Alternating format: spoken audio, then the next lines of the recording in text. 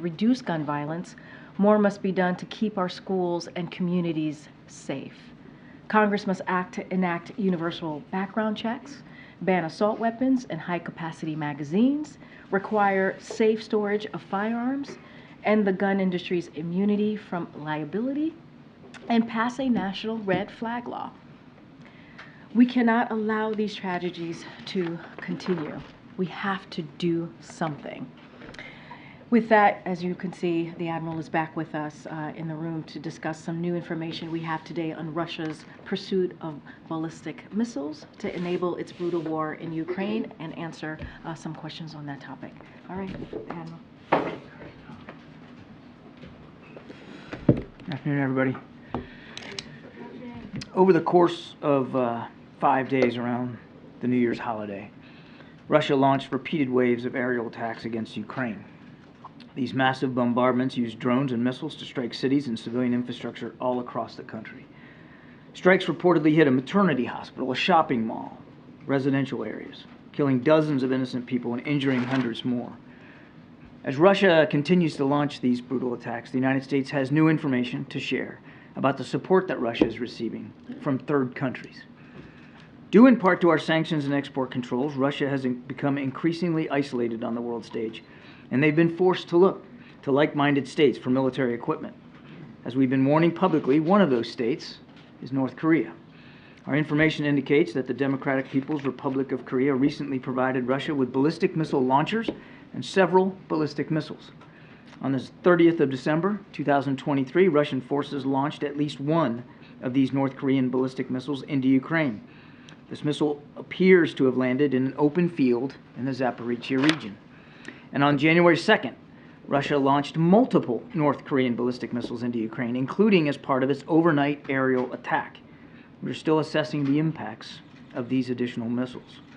We're releasing a graphic here, which you can see behind me, that documents the launch of these missiles from Russia into Ukraine. And as you can see, the graphic shows the area from which Russia launched the North Korean supplied ballistic missiles on those 2 dates, as well as the impact location inside Ukraine of the missile that was launched on the 30th of December. And as I said, we're still assessing the impacts of the other additional missiles that were launched on the 2nd. We expect Russia and North Korea to learn from these launches, and we anticipate that Russia will use additional North Korean missiles to target Ukraine's civilian infrastructure and to kill innocent Ukrainian civilians. These North Korean ballistic missiles are capable of ranges of approximately 900 kilometers. That's about 550 miles. This is a significant and concerning escalation in the DPRK's support for Russia. Now, in return for its support, we assess that Pyongyang is seeking military assistance from Russia, including fighter aircraft, surface-to-air missiles, armored vehicles, ballistic missile production equipment or materials, and other advanced technologies. This would have concerning security implications for the Korean Peninsula and the Indo-Pacific region. We've also said publicly that Russia is seeking to acquire close-range ballistic missiles from Iran.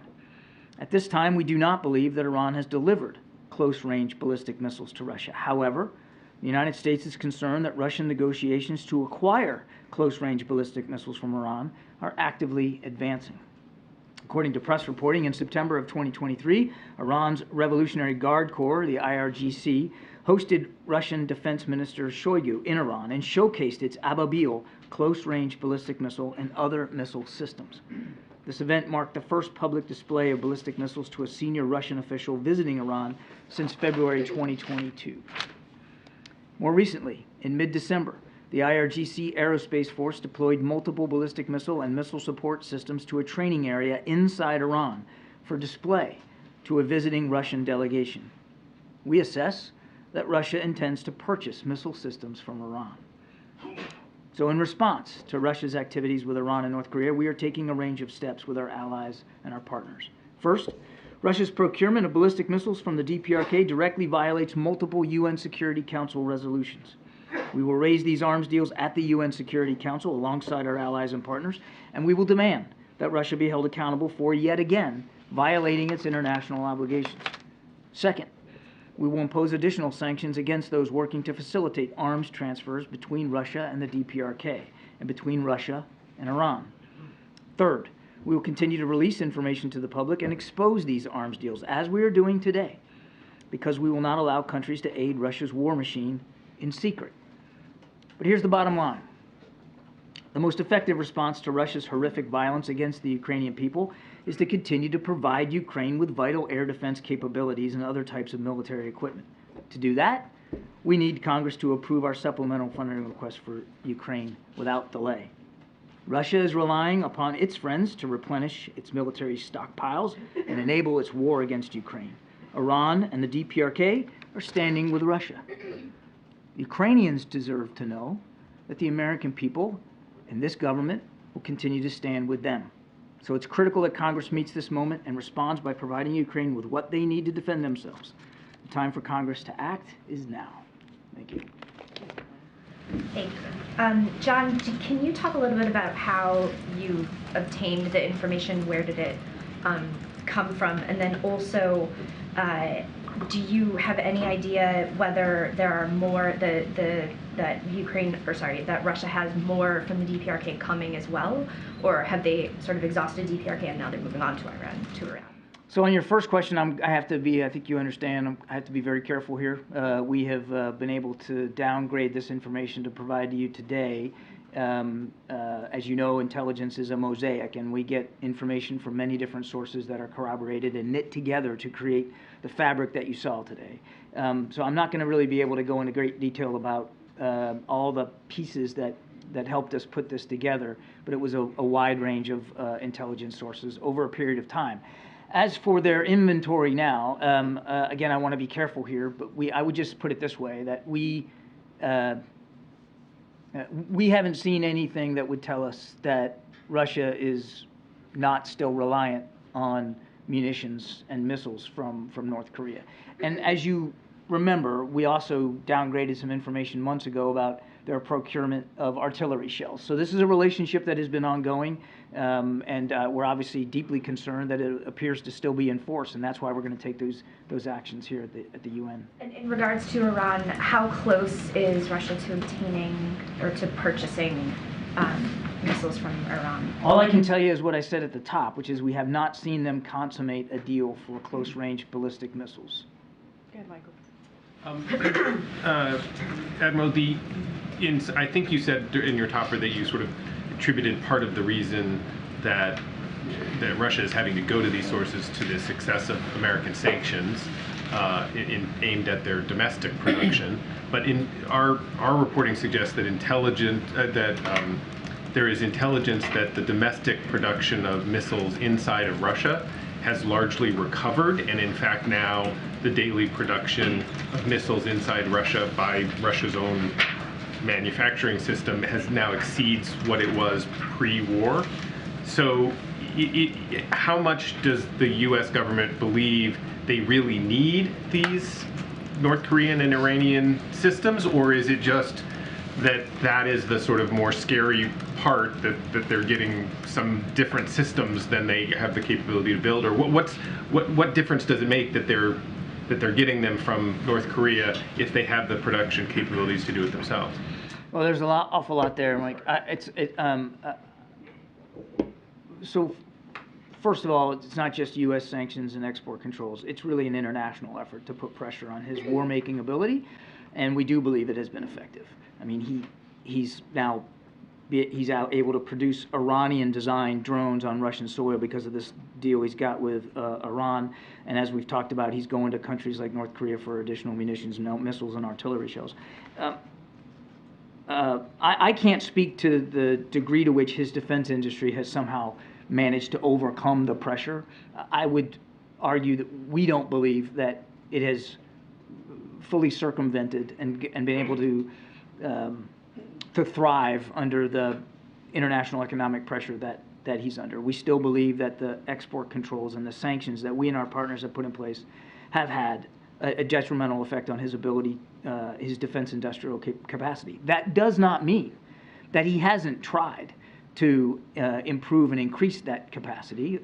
He has. We've talked about this many times. I mean, his war-making machine is still capable. And to the last part of your question, we're not seeing anything that would tell us that these particular capabilities add something he doesn't already have. He already had a pretty sophisticated missile capability before he decided to invade Ukraine, but it certainly is additive to his capability. And as he tries to, again, without getting into a debate about how much he has or hasn't improved his defense industrial base, as he certainly tries to recover from the pressure he's under, these are additive elements to his ability to continue to hit civilian infrastructure.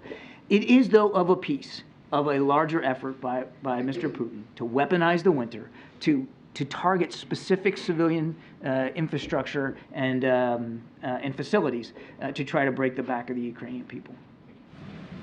John, I want to go back to something you said yesterday. You said Hamas still has a significant force posture inside Gaza. And I'm wondering how you square that with the civilian casualties. I mean, if an estimated 22,000 people have died, and you're saying that Hamas still has a significant presence in Gaza, aren't you essentially saying that this campaign is not effective? No, that's not what I'm saying at all. First of all, we're not chipping in from the sidelines here and giving them a report card on all their operations. You can still be effective against the leadership of an organization and still have many members of the organization survive. They have gone after the leadership at various levels, and they will continue to do that. But I don't see the dissonance there. You don't, so you deny that the civilian casualties are disproportionate to achieving their objective of eliminating Hamas? We've been very clear about civilian casualties, Mary. Zero is the right answer. We want to see them do more to reduce the impact on the civilian population and to protect innocent lives. I mean, we don't want to see a single more civilian killed here.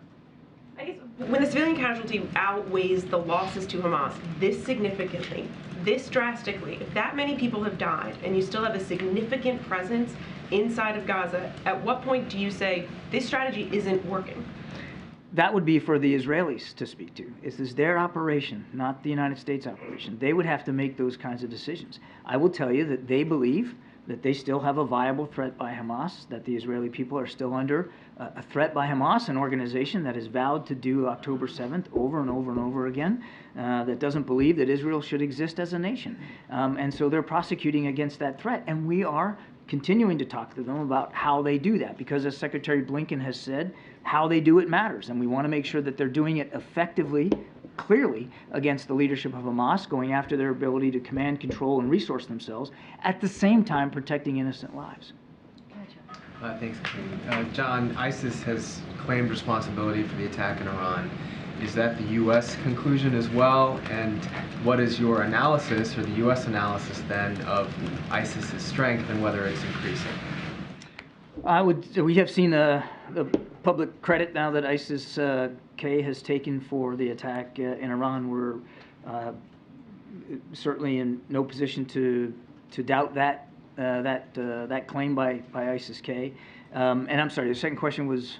What your analysis is of Islamic State's strength, given the fact that they were able to carry out that attack. Difficult to make a quantitative or qualitative assessment of their strength based on this event, this one event. I would just say what we said before, which is ISIS-K does remain a viable terrorist threat. Certainly they are largely based out of Afghanistan. That's where they headquarter themselves, and they continue to pose a viable terrorist threat to the people of Afghanistan and obviously to the region. Is this, I guess, a sign that that threat is increasing? Is that level of threat going up? Yeah, Jeff, I don't think we can make that call right now based on this one attack. It's, you know, it would be imprudent to say, well, based on this one thing, that means that they have exponentially improved their capabilities or their resourcing to a certain degree. I just don't think we're at that point. We've long said and maintained that they remain a viable terrorist threat. Thank you, Karine. Thanks, John. Yesterday, you also said once again that you expect Israel to operate within the boundaries of humanitarian law. But the last time I asked you whether the U.S. had assessed whether it was doing that or not, you said you did not know of any assessments. Has that changed? And if it hasn't, is it just an honor system that the U.S. will take Israel at its word that it is not breaking any war crimes? I think you're conflating a couple of things. The question I got yesterday was about speculation that the Israelis conducted an airstrike in Lebanon to kill a senior Hamas leader. Accounts that I'm still not able to confirm. And what I said was, they have a right and a responsibility to go after Hamas leadership.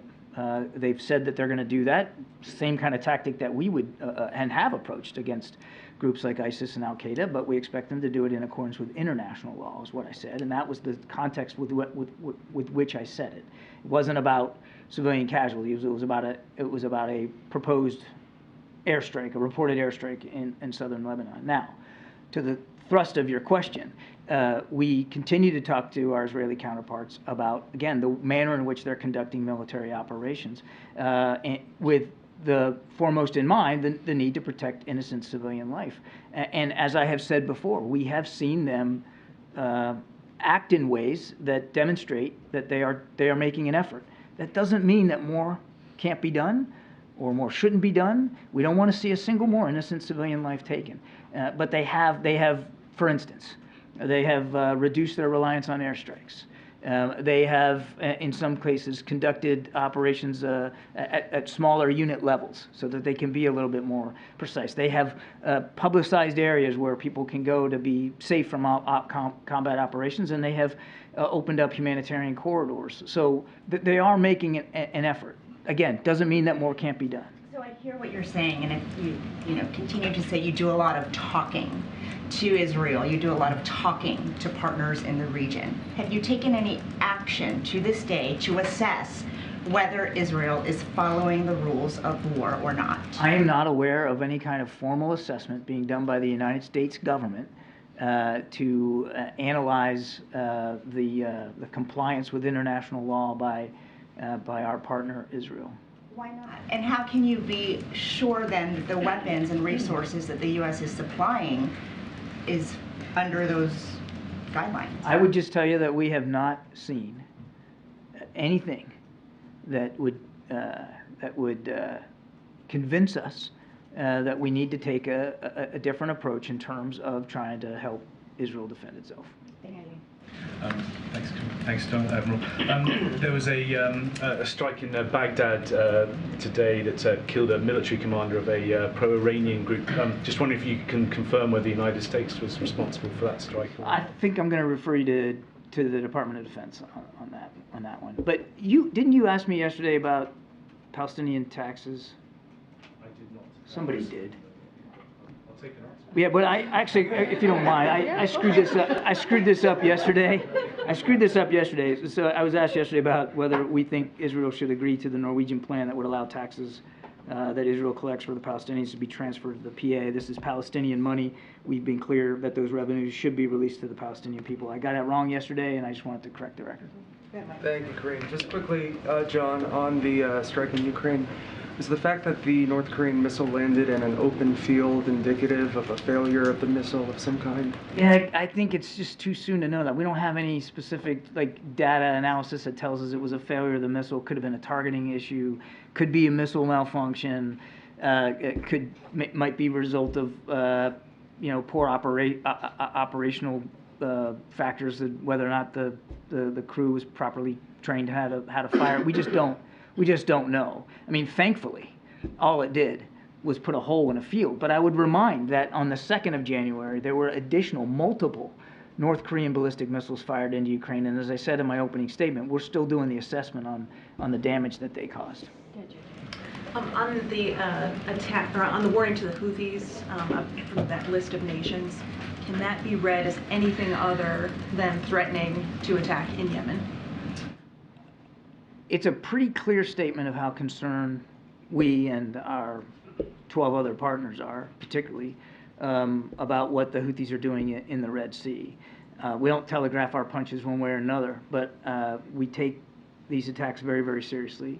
The impact that they're having on international commerce and free shipping, and we're going to keep doing what we need to do to protect our interests. Is there anything you can tell us on what the menu is of the list of consequences that could be possible? I'm not going to get ahead of where we are right now. Again, I think that was a pretty clear statement about our interests and about how seriously we're taking this threat. And as the statement said, the Houthis will be held accountable for the consequences. Thank you. you, Karine. John, Iran made 2 transactions withdrawing from the previously frozen funds in Oman. What were those transactions for? I don't have the details on that, Jackie. You're going to have to let me get back to you on that. Okay, I let the office know before that I was looking for this question, so I hope to get one today. Sorry. Okay, I'll come back to you with that. Sure, then. of course. More broadly, I guess, you know, is the administration at all reconsidering its decisions to finance Iran indirectly by allowing these sanctions waivers to go forward, given the level of proxy attacks that we've seen? The finance, or you mean by... Well, it's from humanitarian aid, exactly, right? Yeah. But we had these 2 transactions I'm talking about, and you know, I'm hoping we can get an answer on what they were for. But the Assistant Treasury Secretary for Terrorist Financing and Financial Crimes was testifying about this to a House subcommittee, and said that any details, you know, about those transactions would have to be provided in a classified setting. You know, why would we need to have that information be behind closed doors when that money is supposed to only be for humanitarian purposes? It should be, you know, transparent, I would think. And I know the administration also sort of quietly reversed its decision to allow, you know, withdrawals from the $6 billion that was freed up for the prisoner swap. But after that decision, the $10 billion, the waiver was extended for the $10 billion. This was the money that was payments for electricity in Iraq. So anyway, given the level of proxy attacks and the availability of these funds, is the U.S. reconsidering these sanctions waivers? With the caveat that I'm going to have to get back to you on whether or not there's actually been some sort of procurement request by the Iranians for the humanitarian assistance. I just don't know the answer to that. So with that as a caveat, I would tell you that, again, none of that money goes to the Iranian regime, and none of it goes to the mullahs. It is if it has been allocated against, it would go to approved vendors that would purchase food, water, medicine, agricultural products, and then ship that directly into Iran for the benefit of the Iranian people. And this really, what your question kind of goes... Given the behavior of the state right now, I mean, we've topped briefing with this news about... Our issue is not with the Iranian people, and it's difficult to square anybody having a problem with the Iranian people getting food, water, medicine, and agricultural products so that they can subsist. It's not as if, and this is where I was getting to on the fungibility argument, which is kind of what your question is getting to.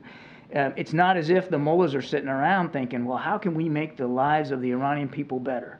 Let's get them more food, water, medicine. They're not making that choice. What they're doing is investing in missile technology and helping Ukraine kill innocent helping Russia kill innocent Ukrainians. So it's not, you know, the fungibility argument just doesn't stand up. It's not like it frees up money that they were going to use on food and water that now they're going to go buy missiles with. They've been focusing. That's exactly what it does. Well, and I would argue that the critics are incorrect. It's the mullahs, the regime in Iran has been doing that consistently over multiple presidential administrations, Republican and Democratic. They have hegemonic ambitions in the region, and they are a destabilizer in the region, and they have been investing a lot of money into advanced military capabilities to try to push forward that vision. It's not as if they've been prioritizing the Iranian people, and this money, these funds are designed for the Iranian people and for their benefit only. One very last question. Can the administration name a single lawmaker who has called to reduce the number of Border Patrol agents? A single lawmaker that has called for I would argue, as I think Karine has talked about this. I mean, in the fact that they voted down proposed legislation that would, at the president's urging, increase the number. So just by dint of the sheer numbers and the votes, the House Republicans have said they don't favor increasing the number of border agents. And you heard Speaker Johnson down at the border yesterday. That they're not interested in moving forward on the president's national security supplemental, which had $6 billion in there, much of it designed to get us another 1,300 border agents.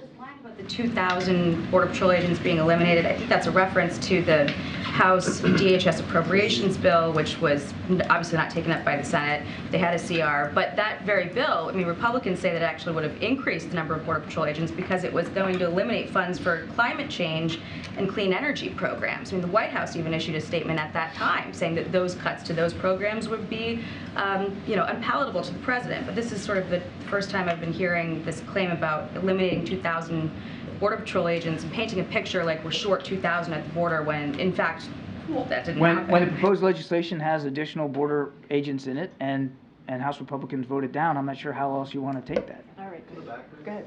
Give me 1 second. Go On ahead. Ukraine, what options has the White House or the administration reviewed to get aid to Ukraine if Congress can't deliver on the supplemental request? And as these talks are ongoing, what conversations is the U.S. having with its allies who are also supporting Ukraine? Is it creating any concern on their part if Congress can't deliver on the $60 billion? Without question, our allies and partners are watching what we do here. U.S. leadership matters. It matters a lot when it comes to being able to support Ukraine. Now, they'll have to make their own decisions. They're sovereign nations, too. As they have over the last 2 years, they will going forward. We obviously want to be able to continue to support Ukraine for ourselves. We certainly want to see our allies and partners be able to do that as well. But only they could speak to the degree to which they're going to be willing going forward based on what we do. But the whole world's watching what we do. You know who else is watching is Vladimir Putin and President Xi in Beijing. They're watching too, whether or not the United States really will prove to be a reliable partner. Now, as your first question, as I said yesterday, we delivered or announced the distribution of the final security assistance package for which we had replenishment money left to provide on the 27th of December. There isn't any more money to do that. Now, I'm not going to get ahead of where we are and speak about hypotheticals or branches that we might try to pursue going forward, but we need this money. The answer to this problem, as I said in my opening statement, is Congress acting on the supplemental request so that we can continue to help Ukraine defend itself. Thank you so much. A quick question on the conflict in the Middle East. Does the administration believe that the blast in Tehran is linked to efforts to widen the Gaza war to the broader Middle East? And I asked the same question about the U.S. strike in Baghdad that we reported today. On the U.S. strike, I'm going to refer you to the Department of Defense. I'm not in a position to speak to that specifically. I haven't seen anything that indicates there's a direct link to what's going on in Gaza and with the attack in Iran on the anniversary of Soleimani's death. I haven't seen anything tangible that would tell me that there's a link there. And then while Ukraine waits for a replenishment of its air defense systems, are you worried that Russia could destroy some of its batteries, like the Patriots and then NASAMS and whatever they're called? And how is that a priority to replenish them once you get the funding? We would absolutely prioritize air defense capabilities with additional funding that we expect to get for Ukraine, or we hope to get for Ukraine. Yes, air defense would be top of the list. Thank you. On Iraq, John, how do you balance going after militias who threaten the U.S. presence within the coalitions in Iraq with a diplomatic standoff with the government that considered a partner, since they accuse the U.S. of violating sovereignty after going after the Nujaba movement today in this strike? Again, I can't speak to the specifics of this particular strike. I would just tell you that, first of all, we're grateful for the continued support that we get from the government of Iraq. We are an advise and assist capacity only to help Iraqi security forces continue to go after a still viable ISIS threat in Iraq. And that partnership continues. Unlike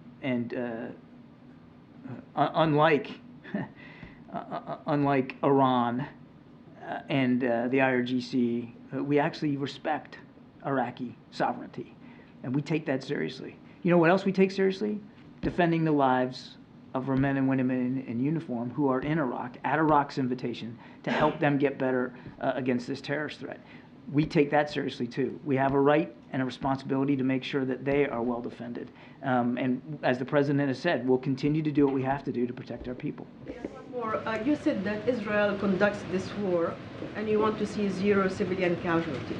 Many believe that without the U.S., Israel cannot conduct this war because you support them militarily, you shield them at the UN Security Council. So you have huge leverage over the Israelis how they should conduct this war, especially that we've seen cabinet ministers attending a war cabinet in Israel, which we haven't seen before with other allies. So would you say that you actually can help to push more to reduce the number of civilian casualties, to increase humanitarian aid to Gaza, considering that aid organizations are saying that by February, Gazans are facing famine in the 21st century? First, let me say we're very mindful of the humanitarian crisis that exists in Gaza, whether it's food, obviously medicine, water.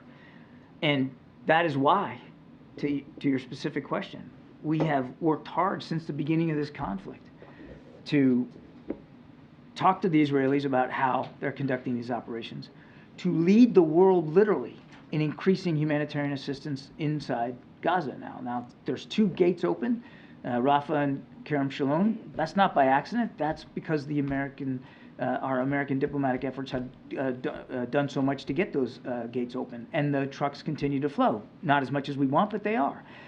We're leading the world in terms of trying to make sure that we can alleviate that humanitarian suffering in Gaza. And that takes a lot of tough conversations sometimes with our Israeli counterparts, but we're not shying away from that. Secretary Blinken is literally on his way back to Israel today as we speak to have these continued conversations with our Israeli counterparts. Thank you, Karine. Thank you, John. About Chinese spy balloons, Taiwan Defense Ministry stated yesterday that they spotted several Chinese balloons over the island. Does the White House have any reaction? Also, are you concerned about election interference as the election is approaching? Yeah, I'm not in a position to confirm reports about balloons over Taiwan. I'd certainly refer you to officials in Taiwan and to Beijing to speak to that. We obviously support the democracy and the democratic institutions of Taiwan, and we want to see free, fair, open, transparent elections there. And we're certainly mindful that outside actors could try to interfere, and we continue to urge anyone outside Taiwan not to interfere in their ability to have a free, fair, democratic election. Jake. Thank you, Karine. Happy New Year, Karine. Happy New Year, Admiral. On a somber note, Kfir Bibas, the youngest hostage being held captive in Gaza, turned 1 yesterday in captivity. So Kfir, wherever you are, Yom Holedet Sameach, happy birthday. Kulanu mitpalelim b'shvilcha, we're all praying for you.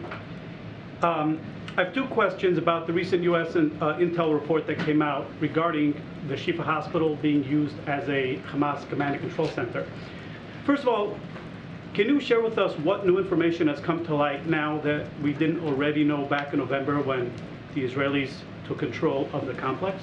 I'm not aware of any new information that has come to light since the Israeli operation at Al-Shifa.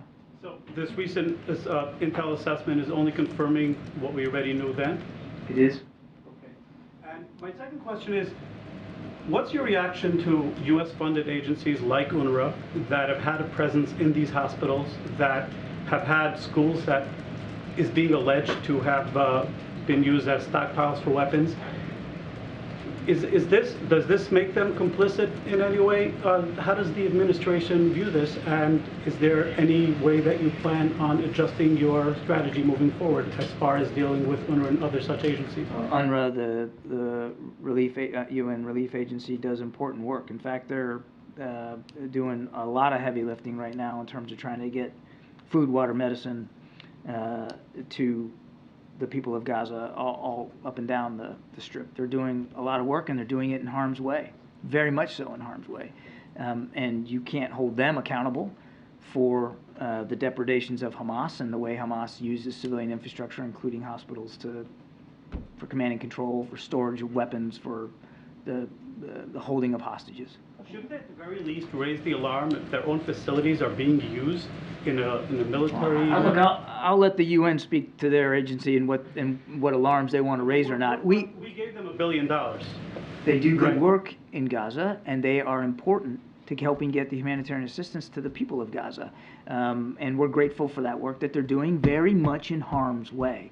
I'll let them speak to whatever concerns they have over Hamas's activities and the degree to which that they feel obligated to speak out or not. It's not some state secret here that Hamas hides itself in hospitals and schools and digs tunnels under residential complexes and neighborhoods. I mean, this is what the Israelis are up against, a group that absolutely doesn't abide by the laws of war and has no compunction about putting civilian lives in greater danger.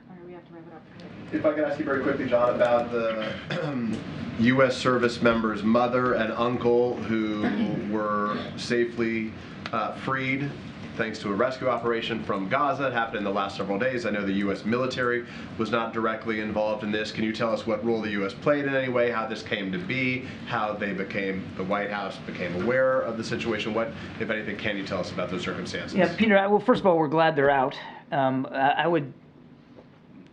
I'd couch this more as part and parcel of an ongoing effort that we have had working with Israeli counterparts and the Egyptians to allow for safe passage of Americans out of Gaza. I mean, this is part and parcel of that larger effort. So this being related to a U.S. service member didn't make it any different than any other American you would be trying to get out? Because it's not clear. I think the uncle was a U.S. citizen. It's not clear that the mother was. I just didn't know if there was any unique circumstances here. No, certainly considered them for all intents and purposes, of course, considered them Americans, and we're glad that they're out. There was no U.S. military involvement here. This wasn't some sort of special operation to get them out. Understood. Then if I could ask just one other separate question. Would the U.S. support Israel if it pursued and killed members of Hamas leadership in another country within the bounds of international law, say if it happened in Qatar? I don't want to get into specific hypotheticals here. We could go down the responsibility to do it as long as it's within international law. So would that also apply to Qatar? We could go down a lot of rabbit holes here, Peter. I'm not going to get into hypotheticals. As I said, they have a right and responsibility to go after Hamas leadership. Our expectations are that they'll do that in accordance with international law. Andrew, you have the last question. Can you just add a little bit more detail on Russia? Can you say how many ballistic missiles Russia is hoping to get from Iran? These are close-range ballistic missiles that you're talking about. I don't have that level of detail. We don't believe a deal has been consummated, so it's difficult to get into too much detail beyond that. And you said that there are several, that Russia has received several ballistic missiles from North Korea. How many are remaining that could still be shot into? Yeah, that's the question, sort of a similar question to what I got before. I'm not at liberty to go beyond the information that I was able to give you at the top here. Okay? Thanks, Admiral. Appreciate it. Thank you so much. Thank you, John. Thank you. Thanks, Admiral. All right, Colleen, you want to reset us? Yes. Okay, so on Senator Menendez from yesterday, does the president believe that the senator should have any access to sensitive information given the gravity of the allegations against him? And Look, as you just said, this is serious. The situation is very serious, and we have said that many times before. We think it is important, right, that he did indeed step down from the chairmanship. I'm just not going to get beyond that. I want to be really careful here. But again, we see this as very serious, and we think that it's the right thing to do that he stepped down from his chair. As the leader of the party, should the president be calling for the senator's resignation? I'm just not going to get beyond what I just said. And what we believe as far as anything else, whether it's resigning or anything else that's related to Senator Menendez and his role and him as a senator, obviously, in Congress, that's something for the Senate leadership to decide. Okay. And then on the school shooting in Iowa, I wondered if you could talk about anything the White House has upcoming on gun safety or gun control, and what more can the White House be doing this year as we're looking at another shooting? Look, and I stated in the top how we're just a couple of days in, right? We're just a couple of days into the new year, and we're talking about another shooting, and that is heart-wrenching and that is heartbreaking. And as I stated at the top, enough is enough. And we're going to continue certainly to call on Congress to act. Obviously, Congress did act in a bipartisan way, passing the first comprehensive piece of anti-gun violence legislation that the president signed. And so we are happy that we got there, and the president obviously has taken more action than any president in his first 2 years, signing more than 24 executive orders to deal with this epidemic that is the #1 killer of our kids.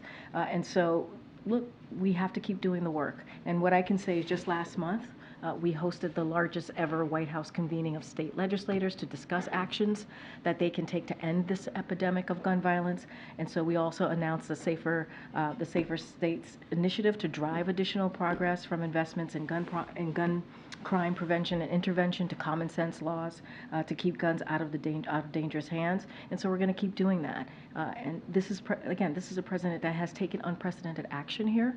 We're always going to look for other ways to deal with this. We've started, obviously created the first anti-gun violence office, which is incredibly important. It's helping communities it's going to help communities like the community in Iowa, but also implement. We also have to implement these more than 24 executive actions that the president signed into law. Okay, JJ. On the child tax credit, would President Biden be open to a tax deal that includes a child tax credit being expanded and renews the expired research tax credits? So obviously the president strongly believes that any bill that is out there in Congress that certainly cuts taxes for big corporations must cut taxes for working people and families with children, right? Especially to reduce child poverty. That's why the American Rescue Plan, the first piece of legislation that this president signed that only had Democrats votes on it, was so important because it had that child tax credit in it. And what we learned from that is it helped cut child poverty by nearly half. And so obviously this is something that the president supports. And so we'll see. We will see what Congress brings forth. So the part about renewing the expired research tax credits, he also supports that? So that is something that I need to be really mindful and talk to our team here about that. I just don't have anything beyond that, but obviously this is something that is incredibly important to the president. We want to make sure that what bill comes out, if there is a bill that comes out in this legislative session, as it gives tax cuts for big corporations, that it must also give tax cuts for working families. That is something that we have seen from this Congress in the last legislation putting forth those types of bills, and so that's what the president would certainly want to see. Thank you, Karine. On the southern border, in an interview with CBS News, House Speaker Johnson said on his first day in office, President Biden came in and issued executive orders that began this chaos. Did any of the administration's policies contribute to the record number of border crossings? What I can say is this. On his first day in this administration, the president put forth a comprehensive immigration piece of legislation to deal with a broken system. That's what the president did, to deal with a broken system. We were just a couple of weeks away of 3 years ago that legislation that he put forward to Congress to actually deal with an issue, right? And so that's what I can say. The president understands that there's a problem at the border. He put forth on his first day something to deal with that problem.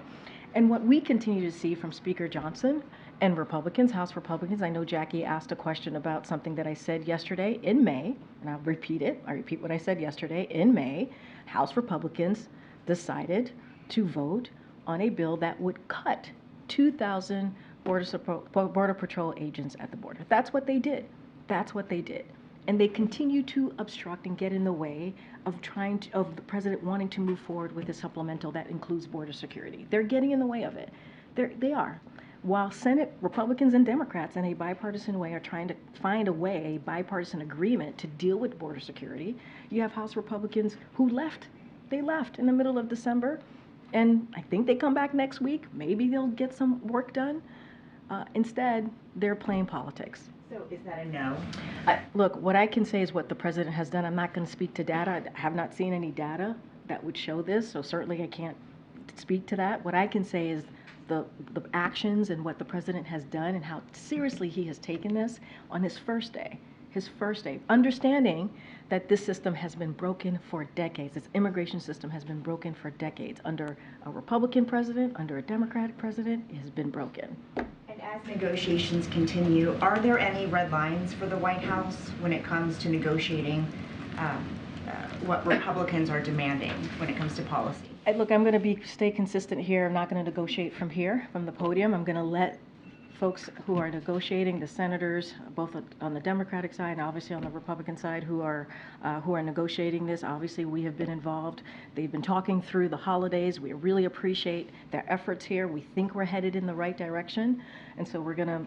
It is best from this podium to not get involved and not inject myself into the conversation, and so we're gonna let them do their job. Thank you. Okay.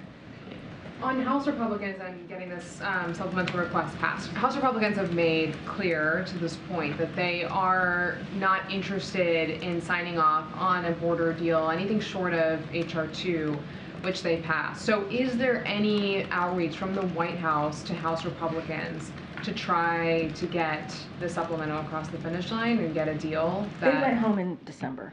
They literally, but they really literally went home in mid-December. That's what. Is there a miscalculation by the White House to not be in touch with House Republicans who are necessary to get this? We're in regular touch with Senate Republicans who are at the table with us, with other Democrats in the Senate, having a real conversation about a bipartisan agreement. I mean, they're talking for themselves.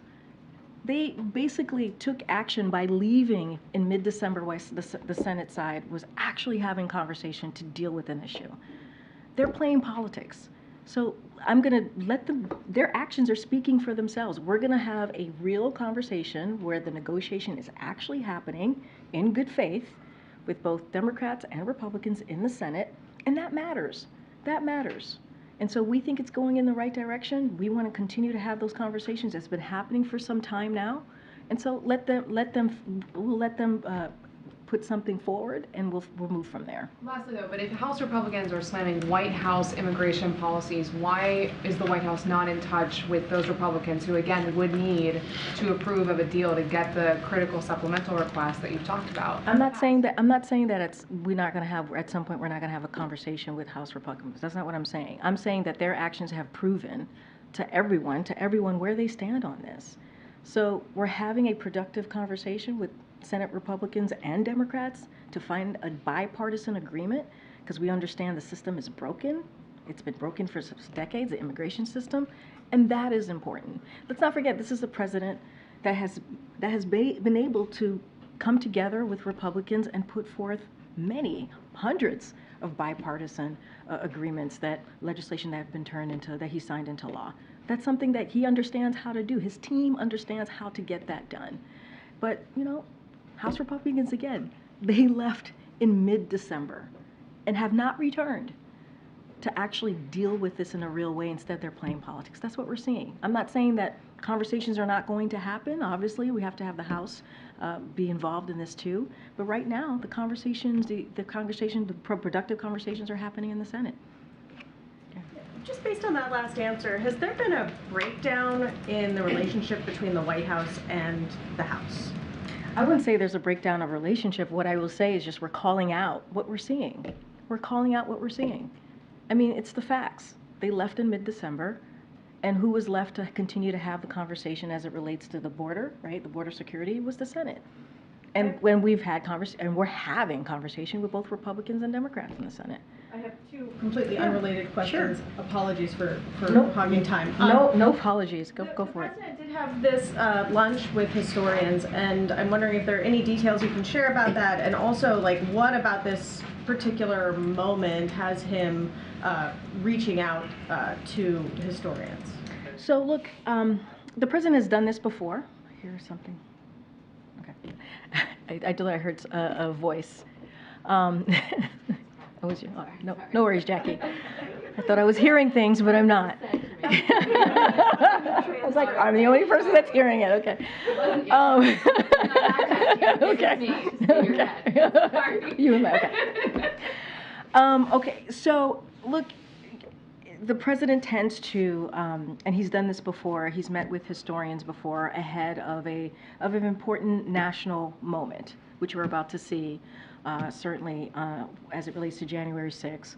And he met with these historians, a diverse group of historians, to hear from them, to hear directly from them on their thoughts about our democracy here in this country and abroad. And the president felt it was incredibly important to hear from this diverse group historians. And again, he's done this before. It's not the first time. And so it also, I think this says a lot about how the president sees things more broadly. He believes in hearing from a diverse group of people, hearing different voices on policy issues, and certainly something as important as our democracy. And that's what you essentially saw from this president yesterday. And then just one more thing. How concerned is the president about what appears to be a pretty botched rollout of the federal financial aid form? It was due to be out in October, then it was a drop-dead deadline at the end of the year. Now there's this soft launch that is going quite poorly, and there's like hundreds of thousands of American families trying to figure out paying for college. So look, I do want to take a little bit of a step back here and just lay out a little bit of what we've been able to do over the weekend. So they, as you stated, they initiated the soft launch, the Department of Education, with the goal of ramping up volume over time to monitor the site performance and create a better experience, obviously, for students and families. And so this is consistent with us trying to put forward best practices. That's what you're seeing here. And just the other night, more than 400,000 applications had been completed, so that's important. The application opened at 8 a.m. on that yesterday, and it will be open for the majority of today, obviously. And so this better application process will make college more affordable and a reality for more students. That is what this administration fights for every day. And so obviously the Department of Education could speak more specifically on details. But this is part of our best practices. We're trying to do our best to make this process easier for families and students.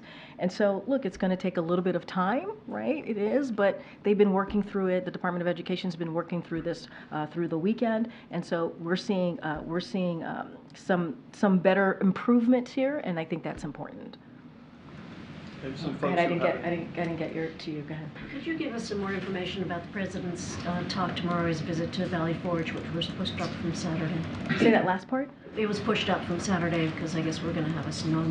Yeah. So as you heard from the campaign, I just want to be careful because this is a campaign event, so don't want to get too far ahead of the president. Obviously, the campaign could share a lot more details about the trip tomorrow, and as you just stated, it was meant for him to be there on the actual day of January 6th because of the weather, potential weather conditions. He's going to be there tomorrow on Friday. So what I will say is that and the president has said this many times before, January 6th was an unprecedented, certainly attack on our core principles in our democracy and the rule of law in our Constitution. And so this is something that the president takes very seriously. And so, and let's not forget, January 6th cost the lives of police, injured many police officers, and inflicted bodily harm on many people. It was a sight that was horrific. We saw a Confederate flag flying in the halls of the Capitol, and that's what we were dealing with. It was disrespectful to our Constitution, an attack on our democracy, and the president, and let's not forget, these are values that we hold very close as a country, as a nation. And so the president's going to continue to speak about this. He's going to continue to be very vocal about this, and so certainly you'll hear that from the president, but I want to be really careful because it is a campaign political event, so I don't want to get too far into Why it. the choice of Valley Forge as opposed to He'll doing speak this? more to that tomorrow. I'll let the president speak to that. All right, go ahead, Garen.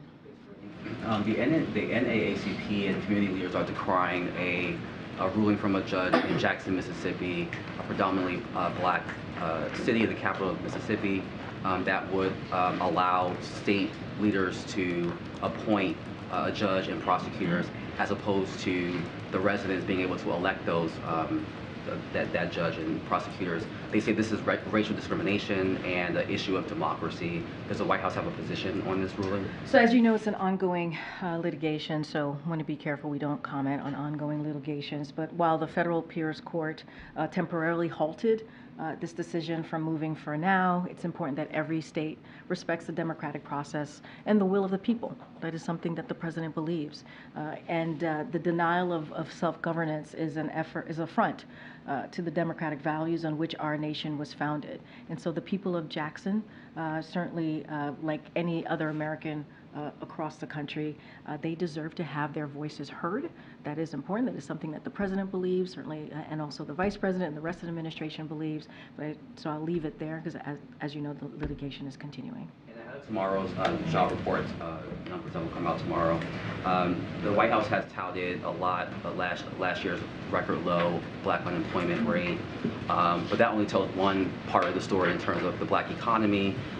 While black wealth has increased, so has the racial wealth gap. Home ownership for black Americans continues to be at just as low as it was in the 1960s, and the price of homes is still pretty high. Are there any indicators that the White House can point to that suggests that the economic conditions for black Americans will improve this year? Yeah, so I have a couple of indicators that I'm happy to go through with you. I'll say this at first, though. The president has talked about investing in America. He talks about his Bionomics plan and how it helps all Americans and make sure it doesn't leave anybody behind. And one of the things that, as part of that, one of the things that the president has done with his plan is make sure that we invest in black communities. That is something that the president finds to be incredibly important so that we do not leave communities behind. And you saw the president go to Milwaukee, Wisconsin, where he visited a black small businesses and talked about how black small businesses have been essentially growing under this administration, and that's important. And by millions, the numbers by millions more broadly on small businesses being created on this administration. So that's important. So a couple of things that we saw data because of the American Rescue Plan that the president signed, the first piece of legislation that he signed that only Democrats voted for in Congress. We've seen a couple of things. Over 2.5 million black Americans have gained jobs, and the black unemployment fell from 9.2% to 5.8%. Black wealth is up at a record 60% since 2019. That's something that you just stated in your question to me. The number of black households owning a business has more than doubled since 2019, and black business ownership is growing at the fastest pace in 30 years. And something else, too. There's 2/3 of new clean energy jobs are in communities of color, including nearly 60,000 in black communities. And let's not forget the insulin cap, right, for our seniors that the president was able to get done under the Inflation Reduction Act. That's going to have a huge effect on black communities as well. So these are the actions that the president has been able to take through legislation, right, very, very important legislative actions that we have seen communities like the black community be able to see an investment in their communities and also not be left behind like they have been for decades. Go ahead, Dan. Yeah, thanks. I'm going to ask you about electric vehicles. So Ford today says that in 2023, last year, their EV sales accounted for 3.6% of their overall sales. GM says that it only sold half of what their target was for EV sales. Any consideration to moving some of those EV mandates back and let the technology and market preference catch up? So Ed, I'll say to you that we have seen 51% of an increase in EV sales. 51%, that's the numbers, and that's across the board. That's the data that we have seen. I'm sure you've seen that number as well. And so I think that's pretty important. As we talk about climate change, clean energy, that's important that we're seeing such a boost in electric vehicles. But when you look at the actual numbers, like GM sold 2.6 million cars and trucks in 2023, 76,000 of those were EVs. Ford sold 2 million cars and trucks, 73,000 were EVs. So clearly about 96% of the consumer is saying that they don't want electric vehicles. So why not? We saw a 51% increase in electric vehicles. That's what we've seen, and that's important to note. Okay. Okay, good. Thanks. Sorry. No worries. What's the White House's reaction to members of President Biden's own administration protesting, or the case of somebody at the Department of Education this week resigning in protest against the president's policies on Israel and Gaza? Look, we've spoken to this before, and what we'll say is that people have the right to voice their opinion. We understand that these are times where people have, it's an emotional time, and we understand that. As it relates to, I think, the Department of Education, I know they put out a statement, so I would refer you to the Department of Education, but that is something that we get. Like, people have opinions, they have thoughts. These are incredibly, personal times for people, right? But I'm not going to say much more on each resignation or each comments that people may have. I will just on that particular one, I would refer you to Department of Education. Back on that president's speech tomorrow on democracy, in a December AP poll, 8 in 10 Republicans said democracy would be weakened if Biden were reelected, and that was also the view of 56% of independents. So is the president's speech tomorrow aimed at trying to convince Republicans and independents otherwise, or is it more aimed at sort of rallying Democrats about how important an issue this is?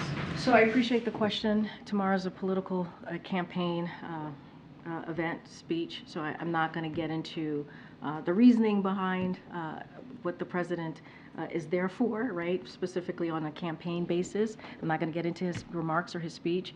That is something that the campaign can deal with directly on this particular question. What I can say more broadly of what the president has said about January 6th and how it's an attack on our democracy, our fundamental values, how it was unprecedented, and how we have to continue to speak out, and it is important to do so. I can't speak to your specific question about outreach or the campaign, anything related to the 2024. Okay, Karen. Thanks. Some hospitals in at least 8 states have brought back some form of masking now due to rising cases of respiratory viruses, including flu and COVID. Does the White House think more hospitals across the country should be considering that right now? The masking piece, that is, and we've always been very consistent on this. That is something that is localized or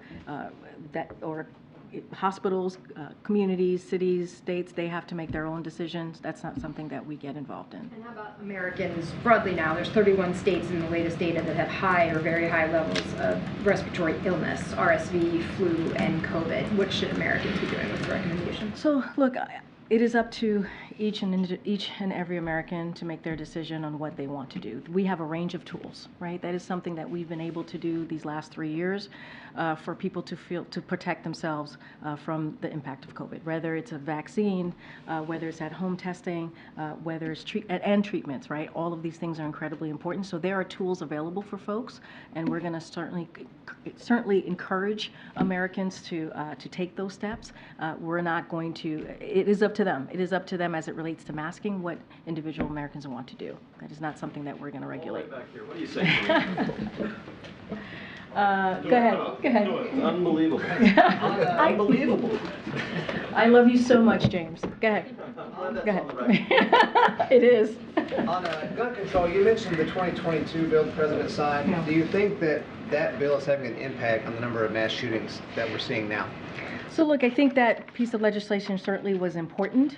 It is taking steps for states, for example, and states to take actions to deal with gun violence in their communities, but we need more. We're always going to say we need more. The president also took, as I mentioned earlier, 2 dozen actions, right? Executive actions to deal with gun violence, the epidemic that we're seeing across the country. But honestly, the way that we're going to deal with this is to have legislation that deals with high-capacity magazines, assault weapons ban. That's how we're going to move forward. A national red flag ban, and that's how we're going to deal with this epidemic that we're seeing across the country. That's why we keep saying enough is enough. Congress needs to act. Yes, it was important that we took this step. 30 years. It took 30 years to sign that bipartisan, not to sign, but to get that bipartisan legislation done, and the president obviously signed it, but we need more. It is not enough. That's what we believe. It's just not enough. All right, everybody. I'll see some of you tomorrow. Thank you. Thank you for your